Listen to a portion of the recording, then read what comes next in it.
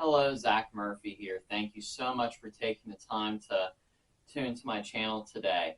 Today I'm going to do a short message on communion, and I want to talk about walking in fellowship with God. So before I go any further, let me open up in a word of prayer. Heavenly Father, we thank you for this opportunity to get into your word and to study your word.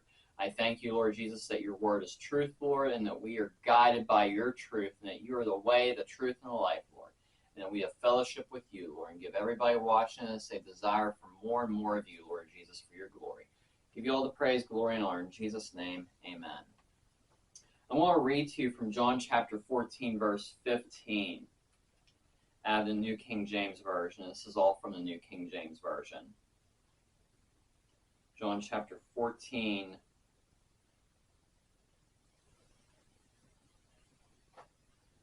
verse 15. Which says, "If you love me, keep my commandments."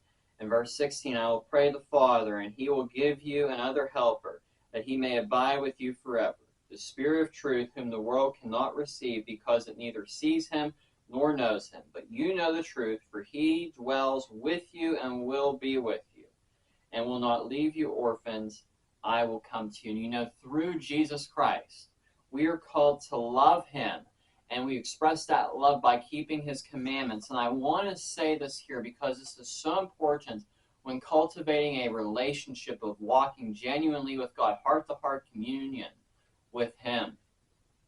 It is all about abiding with him in a love relationship. You don't follow the word of God because you need to mark off a checkbox in your life, or that you feel like you have a long list of chores to do. No, you do it out of a place of love. Out of a place of love because you want to please him, because he revealed his love for you in everything that Jesus Christ accomplished for us 2,000 years ago. Everything that he did for humanity on the cross 2,000 years ago. When he went on the cross, when he died, when he rose victoriously the third day. And he ascended and is at the right hand of the Father. And we are seated with him in heavenly places. We realize that the love that was shed abroad, and that love is revealed to us because he gives us a comfort, the Holy Spirit. And the love of God is revealed to us by the work of the Holy Spirit. When that love is continually revealed to us as we have a relationship with the Word of God, we are to grow in love for God, and in a more and more desire to walk the way we are to walk, which ultimately is walking in love. Not as the world defines love, but as the Bible defines love. The greatest of all commandments, is to walk in love. That's so important here.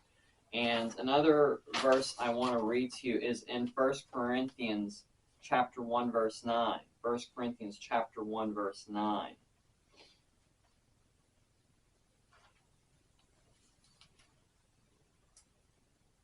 "God is faithful, by whom you are called into the fellowship of his Son, Jesus Christ, our Lord." We are called to walk in fellowship with Jesus Christ. That's what God desires. He desires for us to walk after the second man, Adam, because the first man, Adam, fell short.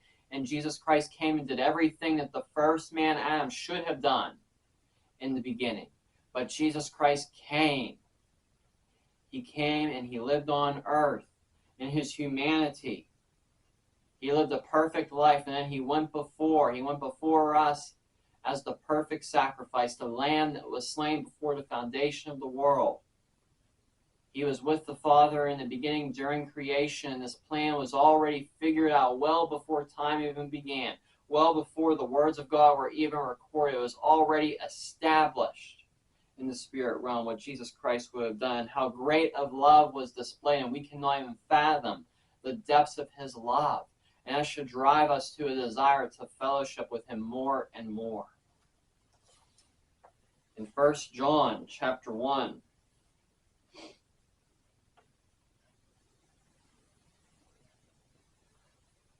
First John chapter 1 and verses 3 through 7. 1 John chapter 1, verses 3 through 7.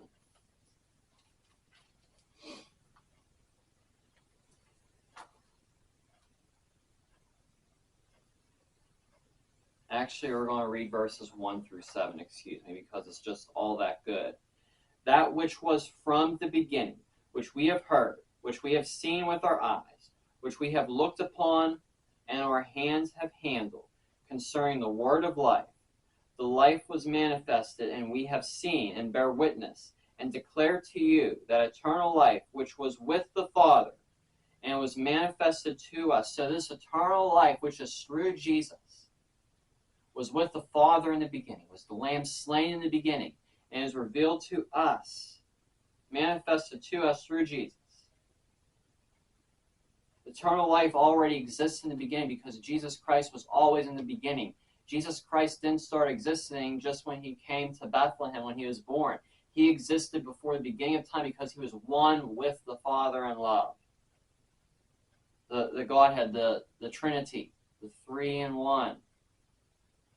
Verse 3, that which we have seen and heard, we declare to you, that also may fellowship with us. And truly our fellowship is with the Father and with his Son Jesus Christ. And these things we write to you, that your joy may be full. This is the message which we have heard from him and declare to you, that God is light, and in him there is no darkness at all. If we say we have fellowship with him and walk in darkness, we lie and we do not practice the truth. You know, we can't say we walk with him and we walk in darkness.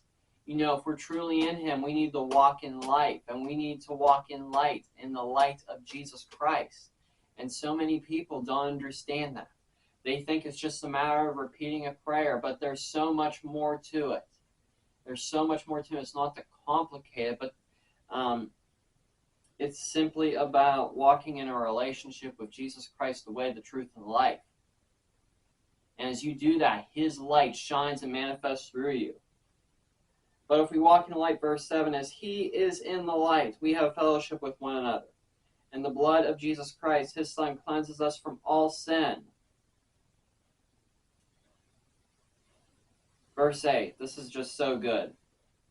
If we say that we have no sin, we deceive ourselves, and the truth is not in us. If we confess our sins, he is faithful and just to forgive us of our sins and to cleanse us from all unrighteousness. If we say that we have not sinned, we make him a liar, and his word is not in us. It is so important that we walk in fellowship with him, because as we walk in fellowship with him, we walk in the light that he has, that he gives us. And that light casts out darkness. It casts out fear, because perfect love casts out fear. That's what walking in union with God is all about. It's through Jesus Christ, the way, the truth, and the life. And I want to say this to you. If you are struggling with walking in fellowship with him, if you're struggling with having different battles in your life, because we all have different struggles, we all have different shortcomings, we all have different things of that old nature that before we came to Christ that try creeping up, and we sometimes give into. We need to really press into him more through communion, through fellowship, because communion is not just a religious act. It is a lifestyle of fellowship with him. The more we go before him in communion, the more of his nature should be flowing through us in every aspect of our lives. We need to ask ourselves here, what is it that in our lives that we have not given over to him in fellowship with him? Let us be a true living sacrifice for him and for his glory. That's what communion is all about, and being centered on the complete finished work of Jesus Christ from 2,000 years ago. You have your communion elements. Go ahead and get those ready. Just simply have some, a little piece of bread or a cracker and some juice or whatever.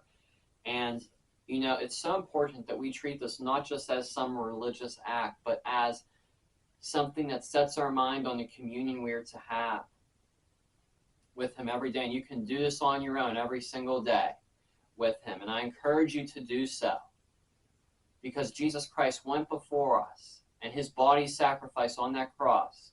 He bore the stripes of our sicknesses, of our infirmity. And it's not just physical, it's also spiritual.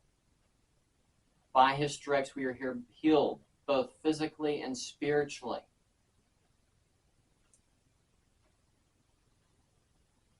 He paid the price. He was nailed to the cross. His body was broken for us. And as we partake of this bread in remembrance of him, let us be thankful for what all he has done for us and declare that we are totally healed and whole in him. Let's partake.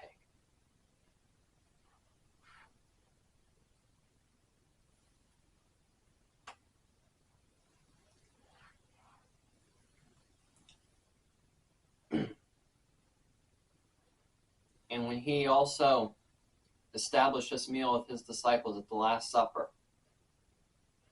he took the cup of wine and he said, this is his blood. And he wasn't speaking literally. He was speaking spiritually. His blood cleanses us of all sins. It doesn't matter how deep your sin is. The blood of the Lamb washes all sin. Remember the power in the blood. The power in the blood when you get saved, it is working in you, not just the moment you get saved, but throughout your entire Christian life. It is working out in you to do a good work. Because as the scripture says, he who started a good work will bring it through to completion. So thank you, Lord, for the precious blood. Let's partake.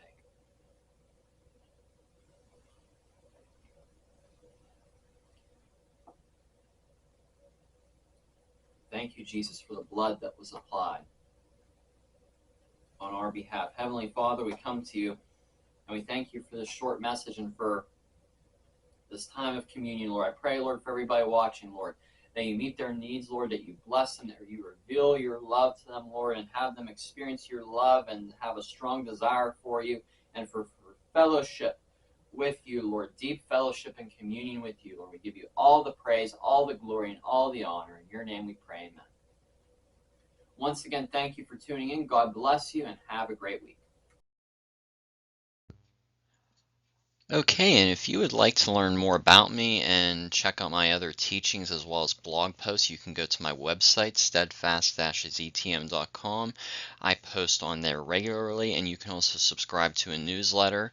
There is a page there to look at missionaries I would encourage you to donate to as well as other links to other teachers of the Word of God that I personally follow myself, and I encourage you to follow as well. And there's some other resources on there for Christian living and studying the Word of God. Additionally, I have a devotional available on the fruits of the Spirit. The print version is currently $7 and the ebook version is $2. I highly encourage you to check that out. It is a very fundamental teaching, and it's very easily laid out for you to understand and apply to your life. Also, I would like to encourage you to pray for CMI Global. I'm a part of that ministry fellowship there. I'm credentialed through them, and CMI Global is a ministry fellowship that helps equip and establish and strengthen the local church. So please join me in praying for leadership as well as provision and blessing for all the other ministers and churches within CMI Global. And the website cmiglobal.info is available for more information, or if you would like to donate to them. I'd also like to talk to you about the School of Discipleship through endurehardship.org/SOD, which is where you can check it out.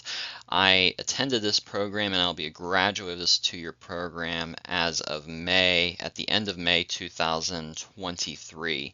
If you are looking for sound Christian teaching and discipleship, I highly encourage you to check this program. You can do it from anywhere. They do weekly Zoom meetings for you if you enroll, and the teachings are awesome. They will help strengthen your walk with the Lord and help you build a lifestyle of discipleship, which is very important. This is for anybody, whether or not you want to be in ministry or not. I believe this is crucial for any Christian. There is just so much given in this school here. It has touched my life, and I know it has touched others, and it's led by Dr. J.P. Price. You can find out more about this school here. I'd highly encourage you to check it out. It's very affordable, very reasonable. Again, I would highly encourage you to check this out, and I'm sure it will be a blessing for you as well and share it with others. You might know somebody that wants to go through discipleship or go through some training to be better prepared for ministry. This is the place to do it at, and Dr. J.P. Price and the other instructors with this program do a very good job of pouring into all the students. I know it has helped me, and I trust it will also help others and be a blessing to others, and God is definitely using this program here.